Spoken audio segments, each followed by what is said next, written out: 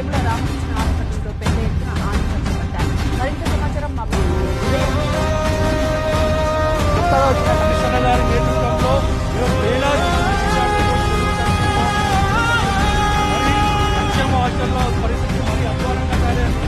సంక్షేమ హాస్టల్స్లో పెరిగిన మెరుగుకు అనుగుణంగా డిశ్చార్జీలు పెంచాలని, అదేవిధంగా ఈరోజు ఫీజు రియంబర్స్మెంట్ స్కాలర్షిప్ రాక వేలాది మంది విద్యార్థులకు ఈరోజు సర్టిఫికేట్లు ఇవ్వడం లేదు. రాష్ట్ర ప్రభుత్వం డిమాండ్ చేస్తూ ఉన్నాం. ఈరోజు మీరు నిర్మించాల్సింది ఫ్లైఓవర్లు మరి ముఖ్యమంత్రి గారు ఏమంటారు? నూతనంగా మూసి పర్యవేక్షణ కాదు. ముఖ్యమంత్రి గారు మా విద్యార్థుల పట్ల చిత్తశుద్ధి చూపించి మా విద్యార్థులను బడ్జెట్ కేటాయించాలని చెప్పి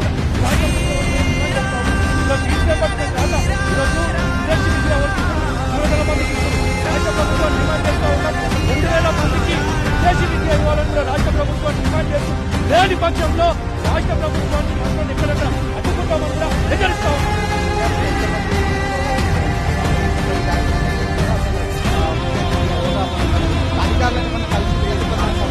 ఈరోజు ముఖ్య అతిథిగా రాజ్యసభ సభ్యులు జాతీయ సంక్షేమ సంఘ మంత్రులు రాజ్యసభ సభ్యులు కృష్ణ గారు రాబోతా ఉన్నారు.